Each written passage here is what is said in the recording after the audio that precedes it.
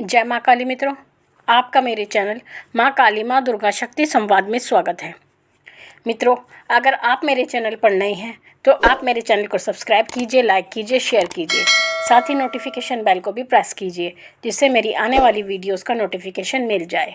साथ ही आप लोग कंप्लेंट करते हैं कि आपको लाइव वीडियो का नोटिफिकेशन नहीं मिलता, तो इसलिए अगर आप मेरे चैनल को सब्सक्राइब करते हैं तो आप जो नोटिफिकेशन पे ऑल का ऑप्शन होता है आप उसको प्रेस करें जिससे मेरी लाइव वीडियोज़ का भी नोटिफिकेशन आपको मिले। मित्रों, बहुत बार एक प्रश्न बार बार मेरे कमेंट बॉक्स में आ रहा है, लाइव में भी बार बार पूछा जाता है, तो मैंने अपने बच्चों से कहा था कि मैं इस पर वीडियो बनाऊंगी जिससे आपकी समस्या का समाधान हो सके। तो प्रश्न ये बार बार पूछा जा रहा है कि हमें देवी देवता के स्वप्न में दर्शन होते हैं, तो जो दर्शन होते हैं इसका क्या अर्थ होता है। साथ ही हमें पहले दर्शन होते थे देवी देवताओं के या माँ भगवती के, लेकिन अब वो होने बंद हो गए हैं अचानक, और बहुत समय हो गया है अब उनके दर्शन हमें होते ही नहीं हैं। तो इसका क्या कारण है, पहले दर्शन क्यों होते थे और अब दर्शन क्यों नहीं होते। देखिए मित्रों, जब आप किसी देवी देवता की पूजा साधना करते हैं तो जो देवता होता है या देवी होती है, आपके इष्ट होते हैं, तो वो क्या करते हैं, आपके ऊपर कृपा करते हैं, और कृपा करने के स्वरूप ही वो आपको स्वप्न में दर्शन देते हैं। देखिए, या तो आपको प्रत्यक्ष रूप से दे सकते हैं या आपको वो परोक्ष रूप से दे सकते हैं। तो वही परोक्ष रूप से वो आपको स्वप्न में दर्शन देते हैं। तो जब आपको कोई भी देवी देवता स्वप्न में दर्शन देता है तो आप आश्चर्यचकित हो जाते हैं और आप इतने ज़्यादा उत्साहित हो जाते हैं। आप सबसे पहले सुबह उठते ही अपने घर में, परिवार में इस बारे में चर्चा करते हैं कि आपको रात को देवी देवता के दर्शन हुए। जिस भी देवी देवता के आपको दर्शन होते हैं तो आप उस बारे में अपने घर परिवार में चर्चा करते हैं। फिर उसके बाद आप यही चर्चा अपने मित्रों में भी करते हैं, जान पहचान वालों में भी करते हैं। तो उसके बाद भी क्या होता है, आपको दर्शन होते रहते हैं। लेकिन जैसे जैसे आप चर्चा करते रहते हैं इस विषय में, तो धीरे धीरे करके क्या होता है, आपको दर्शन होने बंद हो जाते हैं। फिर वो दर्शन आपको 1 महीने में एक बार होते हैं, फिर 2 महीने में एक बार होने लगते हैं, ऐसे करके वो कम हो जाते हैं या फिर एकदम से अचानक से ही होने बंद हो जाते हैं। तो इसका क्या कारण होता है, कारण केवल यही होता है क्योंकि जो देवी या कोई भी देवी शक्ति आपके ऊपर कृपा करती है, दर्शन देती है या किसी भी प्रकार का संकेत देती है, तो जो उसकी चर्चा होती है वो किसी से की नहीं जाती। अगर आप चर्चा करती हैं तो वो देव शक्ति आपका साथ छोड़ देती है और आपको दोबारा वो दर्शन नहीं देती, शक्ति आपसे रुष्ट हो जाती है। क्योंकि जो चीज़ आपको दिखाई दी है दर्शन के द्वारा, माँ ने दर्शन दिए या इष्ट देव ने दर्शन दिए, वो केवल आपके लिए थे, लेकिन आपने उस दर्शन को किसी और को बता दिया, यानी वो जो दैवी कृपा थी आपने वही कृपा किसी और को बता दी।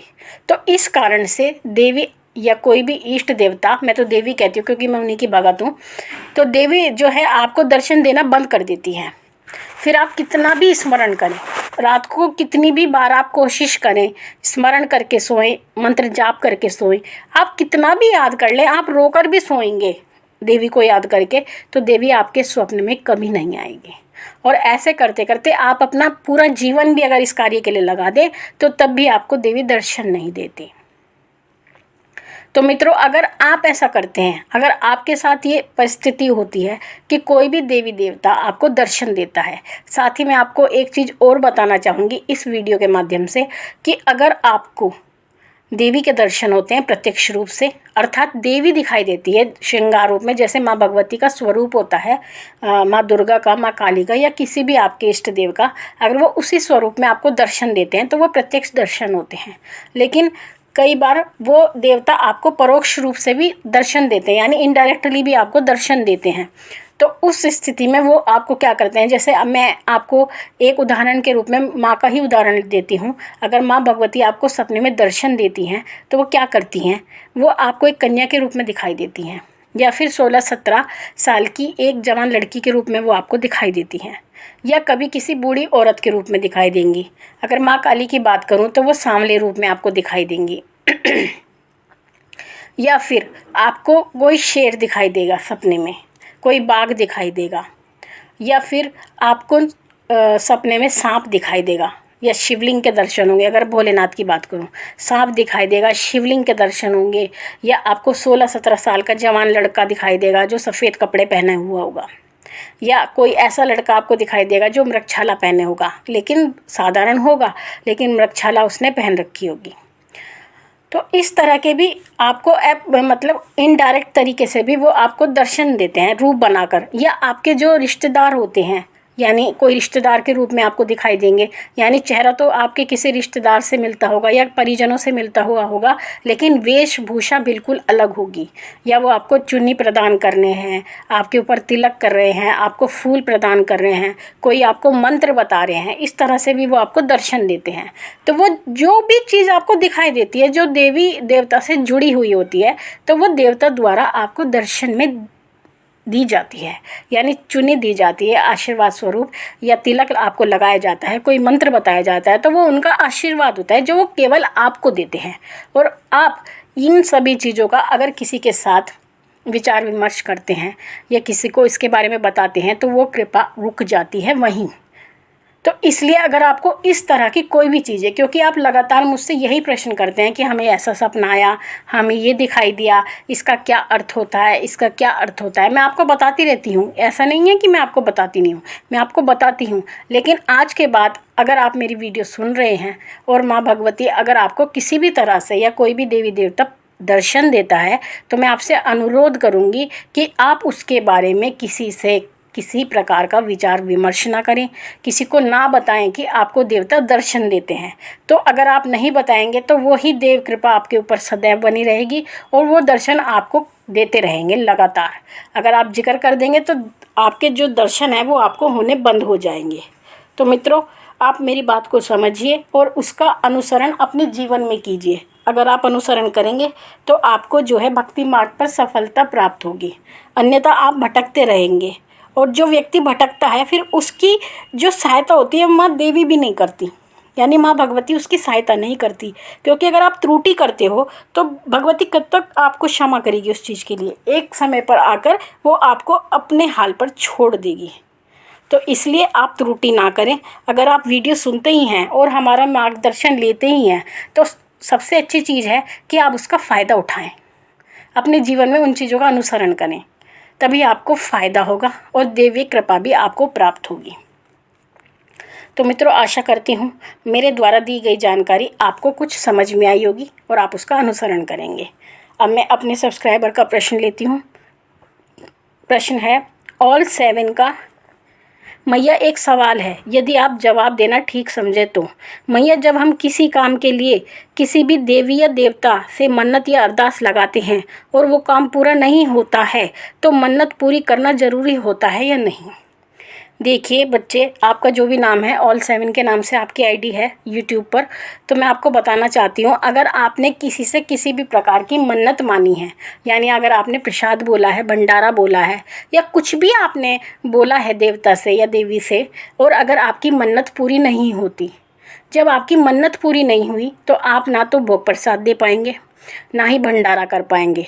अगर आपकी मन्नत पूरी होती है, जब ये ज़रूरी हो जाता है कि आप भंडारा दें, या आपने जो भी बोल कबूल बोल रखी है माँ से या देवता से, तो आपको क्या करना होता है, वो आपको पूरी करनी ज़रूरी हो जाती है।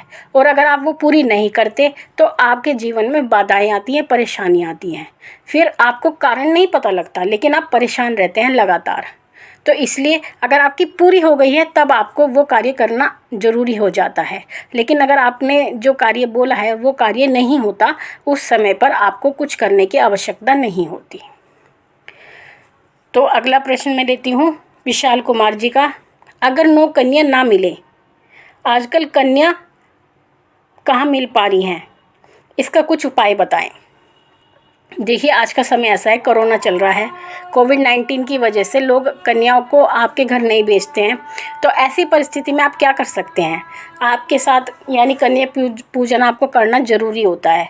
तो ऐसी परिस्थिति में ये होता है कि आप जो है 9 कन्या जिमाना ज़रूरी होता है, यानी 9 कन्या का भोग लगाना ज़रूरी होता है। तो ऐसी परिस्थिति में आप क्या कर सकते हैं, आप 9 जगह भोग निकालिए। थोड़ा निकालिए, ज़्यादा निकालिए, वो आपकी इच्छा है। आप 9 जगह भोग निकालिए, जैसा कि नवरात्रि में हलवा पूरी का भोग दिया जाता है चने का, तो आपको वो 9 जगह निकालना है। चाहे आप 2 पूरी निकालें, चाहे आप 1 पूरी निकालें, वो आपकी श्रद्धा है। वो निकालने के बाद में आपको 9 कन्याओं का आह्वान करना है मानसिक रूप से, यानी इस प्रकार से कि आप 9 कन्याओं का पूजन कर रहे हैं, और मानसिक रूप से आह्वान करने के बाद में और उस पर जो आपकी यथाशक्ति हो दक्षिणा ज़रूर रखें। उसके बाद में वो जो भोग होता है वो आप गाय को दे सकते हैं। तो इस तरह से आपका जो 9 कन्याओं का पूजन है वो पूरा हो जाएगा। और अगर आप ये भी नहीं कर सकते तो आप क्या कर सकते हैं, आपको 9 जगह थोड़ा थोड़ा भोग ले लेना है कन्याओं के नाम का, तो आप उस भोग को अंग्यारी पर भी दे सकते हैं। अगर आपको गाय भी ना मिले तो आप अंग्यारी करके थोड़ा थोड़ा भोग 9 जगह रख के अंग्यारी पर भी उस भोग को दे सकते हैं। तो इस तरह से आपका कन्या पूजन इस कोविड-19 में हो जाएगा। तो मित्रों, आशा करती हूँ मेरे द्वारा दिए गए प्रश्नों के आपके उत्तर समझ में आ गए होंगे। साथ ही अगर आप इस चैनल पर नए हैं तो चैनल को तो सब्सक्राइब करें ही, साथ ही मेरे दूसरे चैनल को भी सब्सक्राइब करें जिसका नाम है माँ काली महाकाल शक्ति उपासना। माँ भगवती से यही प्रार्थना करती हूँ कि वो आपके भंडारे भरती रहे, आपकी सभी मनोकामनाओं को वो पूर्ण करे। आपसे फिर मिलूँगी अगली वीडियो में, तब तक के लिए जय महाकाली, जय महाकाल।